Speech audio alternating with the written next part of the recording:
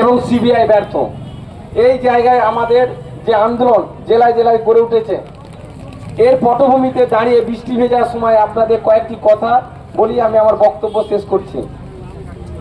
মূলত school service commission যে জায়গায় দাঁড়িয়ে আছে, চাকরি প্যানেল বাতিল করে আপনাদেরকে পুনরায় আবার চাকরি পরীক্ষা বসার যে স্বপ্ন দেখাচ্ছে, সেই স্বপ্নটা অত্যন্ত মিথ্যা এবং ভ্রান্ত।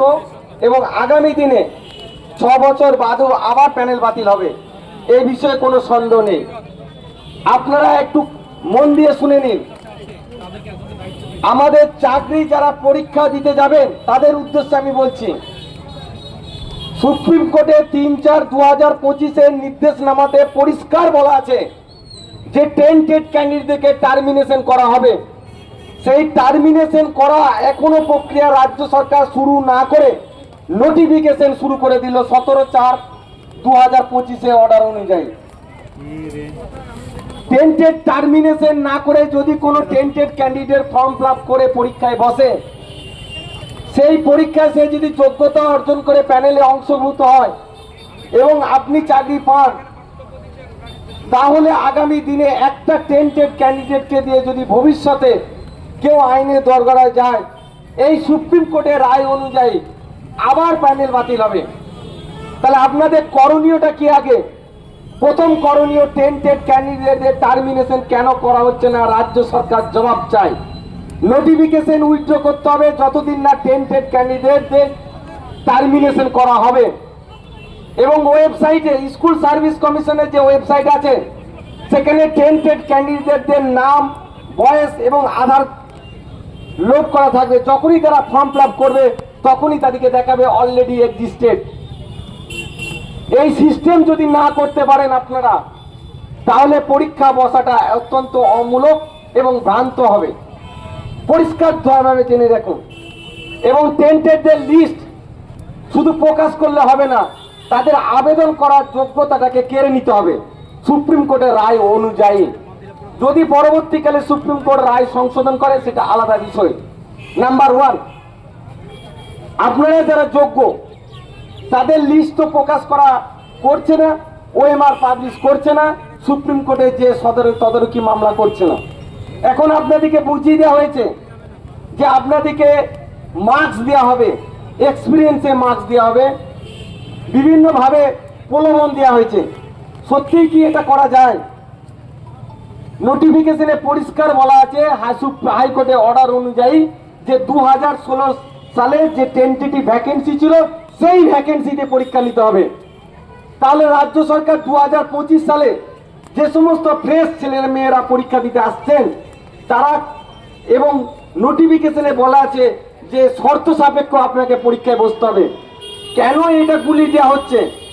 আপনাদের দাবি থাকবে যে সত্যি যদি 16 সালে যেটা অমীমাংসিত মামলা, বিতর্কিত মামলা চলছে, সুপ্রিম কোর্টে রিভিউ পিটিশন আছে, সেই মামলার নোটিফিকেশনের সঙ্গে যারা কোনোদিনই কোনোভাবে পরীক্ষায় অংশগ্রহণ করেনি, অর্থাৎ ফ্রেশ পরীক্ষা 2025 সালে দিতে আসবে, তারা কেন এই সিস্টেমের মধ্যে আসবে? আমি তাদের উদ্দেশ্যে এই কথাগুলো বললাম।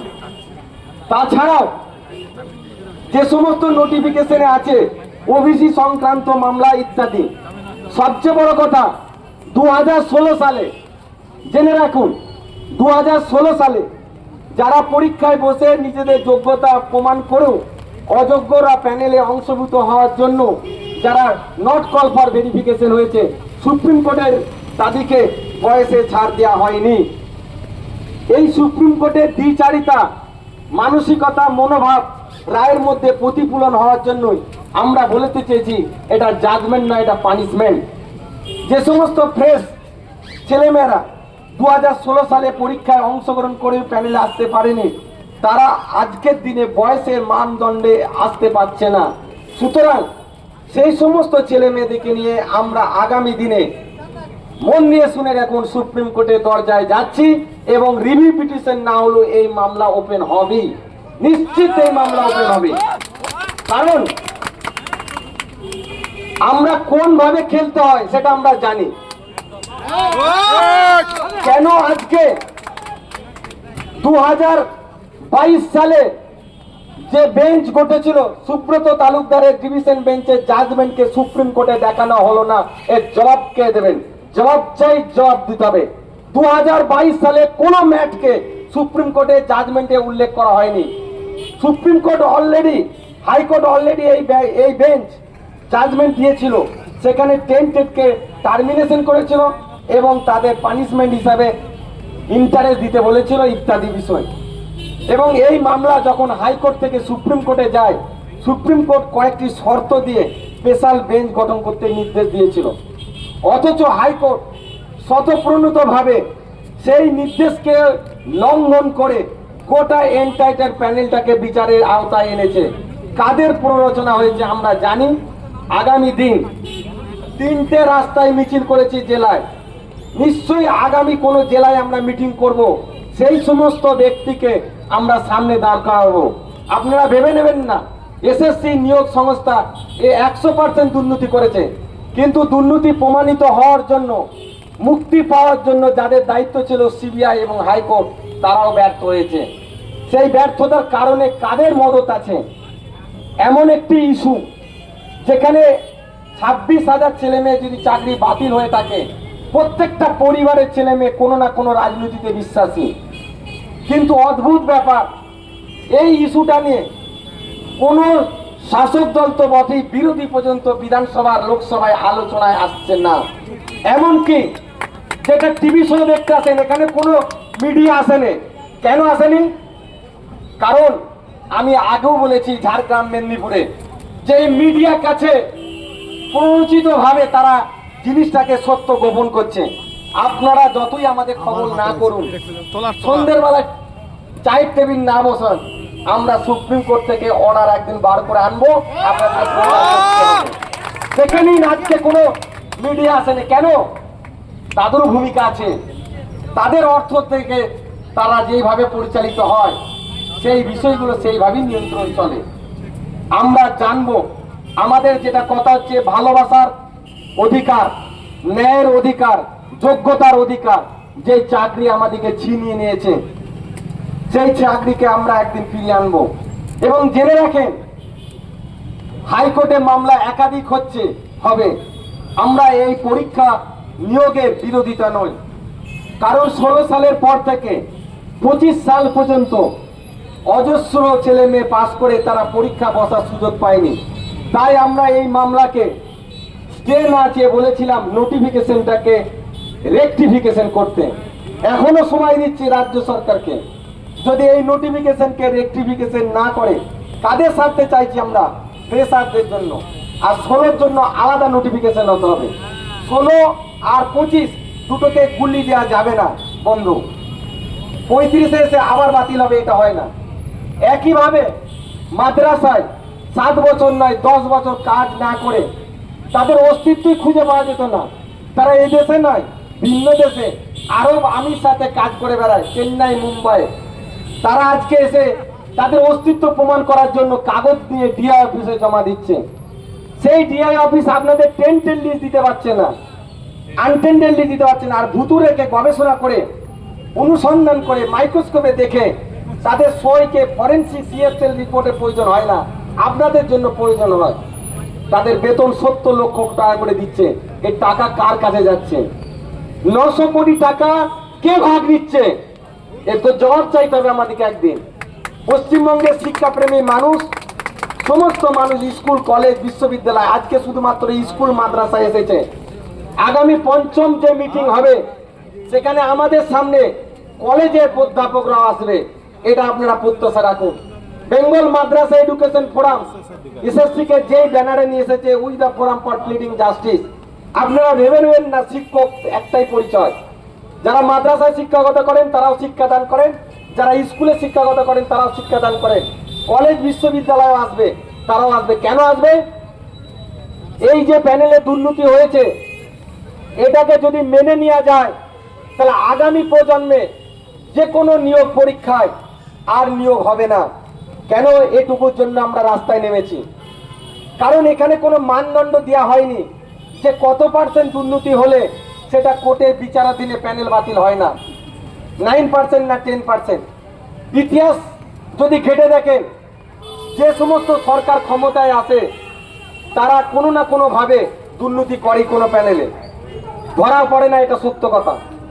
যদি আগামী দিনে কোনো চাকরি পরীক্ষায়, আইএস পরীক্ষায় এবং জাজ নির্বাচন পরীক্ষায়, জুডিশিয়াল পরীক্ষাতেও যদি দুর্নীতি হয়, 5 বছর বাদে যদি সেই দুর্নীতিতে কেউ প্রমাণ করে যে দুজন দুর্নীতি করেছিল, আর সেই সমস্ত বিচারপতিরা 10 বছর ধরে যে রায় দিয়েছিল, আমরা যেগুলোকে ডাক্তার ইঞ্জিনিয়ার করেছি সেগুলো তো ফেরত নেবে না, কারণ আমরা অযোগ্য। আর জাজ সাহেবরা 10 বছর ধরে যে রায় দিয়েছে, জাজদের প্যানেল যেদিন বাতিল হবে এই দেশে, সেই দিন রায় মানতে তো জনগণ চাইবে না, সেই দিন কি হবে? অর্থাৎ এই রায়কে যদি মেনে নেওয়া হয় তাহলে কোনোদিন না কোনোদিন অশুভ আঘাত কোন পরীক্ষাকে, দুর্নীতিকে সামনে রেখে সমস্ত প্যানেলকে বাতিল করে দেবে। তাই এই প্যানেলকে, এই জাজমেন্টকে আমরা মানতে পারছি না। অপরদিকে সুপ্রিম কোর্টে যে ভুতুড়ে নিয়ে যে রায় দিয়েছে, সেই রায়কেও আমরা পুনর্বিবেচনা চাইছি। তার ফলে মাদ্রাসায় 15 বছর ধরে গ্রুপ ডি রাস্তায় বসে আছে, তারা প্যানেল হয়ে তারা নিয়োগ করতে পারছে না। আজকে হাইকোর্টে মামলা চলছে। 1,80,000 ছেলে 7LST পরীক্ষা দিয়েছে মাদ্রাসার ক্ষেত্রে, আর এসএসসি তো নিয়োগ কথা বাদই দেন। তাহলে এই সমস্ত জটিলতার জন্য আমরা আগামী দিনে স্কুল, কলেজ, প্রাইমারি, মাদ্রাসা সমস্ত শিক্ষা প্রতিষ্ঠানের মানুষকে আহ্বান করব, ভবিষ্যতে সমস্ত অভিভাবককে আহ্বান করব, দেশে 9 কোটি জনগণের কাছে যাব আমরা, একদিন বিগ্রেডে যাবই, সেটা শীতকাল। আজকে দিন প্যানেল খুলবে, মামলা আমরা করব। আগামী 29 জুন শিলিগুড়ি অভিযান চলবে আমাদের। 29 জুন শিলিগুড়ি অভিযান হবে। আপনারা জেনে রাখুন আমরা জেলায় জেলায় কেন এই সমস্ত বিষয়গুলোকে নিয়ে এসেছি। কারণ জেলার আনার কারণ হচ্ছে, উনি যখন মুখ্যমন্ত্রী হতেন তখন বলতেন কেশপুর চলো, চম্পাইতলা চলো, ছোটাঙ্গাড়িয়া চলো, নানুর চলো। কারণ জেলার মানুষও ভোট দেয়, শুধু কলকাতা 12টা বিধানসভার লোক ভোট দিয়ে সরকার গঠন হয় না। আমরা বারবার অনুরোধ করছি, রাজ্য সরকারের হাতে এখনো ক্ষমতা আছে, সে রাজ্য সরকার সেটা করবে। তবে আমরা কি প্রত্যাশিত রাজ্য সরকারের কাছে দিয়ে বসে থাকবো? না, আমরা অবশ্যই সুপ্রিম কোর্ট খুলতে দিন, সুপ্রিম কোর্টের কাছে আমাদের লড়াই হবে এবং হাইকোর্টও আমাদের মামলা চলছে। আপনারা যদি রাস্তায় নেমে নিজেকে প্রমাণ করতে পারেন যে ন্যায়ের জন্য লড়াই করছেন, অধিকারের জন্য লড়াই করছেন, শিক্ষা বাঁচাবার জন্য অধিকারের জন্য এগিয়ে এসেছেন, শুধু 26,000 প্যানেল বাতিলের জন্য আপনারা আসেননি, ব্যক্তি স্বার্থে উঠতে এসে শিক্ষাকে বাঁচাবার জন্য এসেছেন, তাহলে আগামী দিনে মানুষ, বলেছিলাম শুরুতেই, ভালোবাসার অপর নাম অধিকার, আর সেই অধিকার কেড়ে নিলে মানুষ কি করে? প্রতিশোধ নেয়। প্রতিশোধের পরের ধাপ হচ্ছে ধ্বংস। সেটা আর বেশি দিন বাকি নাই। আজকে বহরমপুরে যে মহা মিছিল, সেটা নিশ্চয়ই সরকারের কাছে বার্তা যাবে। সরকার যে কথা ভেবেছিলেন যে 26,000 মানুষ মানে 26টা ভোট, 26টা ভোটকে 294,000 দিয়ে ভাগ, 294 বিধানসভা দিয়ে ভাগ করলে কোনো মানদণ্ড দিয়ে নির্ণয় হয় না সরকার আসা এবং না আসার কারণ। কিন্তু এই কথা সত্য প্রমাণিত হয়ে যাবে যে এটা আগামী বিধানসভায় একটি ইস্যু হতে চলছে। ইস্যুটা কিসের জন্য? ইস্যুটা এটাই গুরুত্বপূর্ণ যে রাজ্য সরকার যেটা করতে চেয়েছে, বামফ্রন্ট যখন স্কুল থেকে ইংরাজি শিক্ষা ব্যবস্থা তুলে নিয়েছিল তারাও বুঝতে পারেনি। যখন কোনো সরকার কোনো ভুল করে সেটা বুঝতে পারে না। যখন সিঙ্গুর নন্দীগ্রামে জমি কেড়েছিল তারাও বুঝতে পারেনি, আপনি বুঝতে পারবেন না। কিন্তু মানুষের পথ ধ্বনি, তার পথ মিছিল, মানুষের মনের কথা যদি শোনার মতো আপনার হৃদয় থাকে, অনুভব থাকে, তাহলে নিশ্চয়ই সংশোধন হবেন এবং সুপ্রিম কোর্টে এই বিষয়ে আপনারা সদর্থ ভূমিকা করবেন। আর সুমন ভাই যেটা বলে ওএমআর হারিয়ে যাওয়া, আমার বিশ্বাস ওএমআর গুলো এক জায়গায় আছে, নষ্ট হয়নি, হবেও না কোনোদিন। আর একটা কথা বলে আমরা শেষ করছি, যেটা আপনাদের অত্যন্ত আইনের কথা শুনতে এসেছেন অনেকেই, সেটা আমরা বলতে চাই। আরেকটি আইনের কথা বলতে চাইছি। রাজ্য সরকার বলেছেন যে ওএমআর বাতিল হয়েছে অমুক ডেটে, তারপর কাউন্সিলিং হয়েছে, তার মানে ওই কাউন্সিলিংটা বাতিল। কিন্তু আপনারা ভেবে দেখুন, যে কোনো প্যানেল প্রকাশ হওয়ার আগে সমস্ত প্যানেলটা ক্যান্ডিডেটদের নাম থাকে, কাউন্সিলিং হয় ভ্যাকেন্সি অনুযায়ী, অর্থাৎ ফাইনাল পাবলিকেশন রেজাল্টের আগে যার নাম ঢুকে যায় সেটাই ঠিক। তাহলে এখানে কাউন্সিলিং এর গল্পটা কিসে আসছে? এটা আপনাদেরকে সম্পূর্ণ বিপদে পরিচালিত করছে। এবং আমরা অনাবিষ্কৃত কিছু তথ্য কোর্টে প্রডিউস করব। কিন্তু আমাদের এখন সময় ভালো নেই, মানে কোর্টের পরিস্থিতি ভালো নেই। এই বৃষ্টি জলা ভিজার মধ্যে আমরা যেমন লড়াই এসেছি, কোর্টের নির্দিষ্ট সময়, আমি বারবার বলছি, নির্দিষ্ট সময়ে নির্দিষ্ট সন্ধিক্ষণে নিশ্চয়ই কোর্টে আমরা দরজায় কড়া নাড়াবো। এবং আমাদের বিশ্বাস সুপ্রিম কোর্টে এমনও মহামানব বিচারপতিরা আছেন যে আপনাদের প্রতি মানবিকতা বোধ দেখবেন, সবকিছু রাজনীতি ঊর্ধ্বে এই প্যানেলকে দেখবেন, রায় পাবেন, বিশ্বাসটা নিয়ে লড়াই করবেন। সকলকে সংগ্রামী অভিনন্দন দিয়ে Bengal Madrasah Education Forum we the forum pleading জাস্টিসে আহ্বান জানাচ্ছি। এবং 29 জুন আপনারা শিলিগুড়ি চলুন। আচ্ছা, আমাদের মধ্যে আর একটা বক্তব্য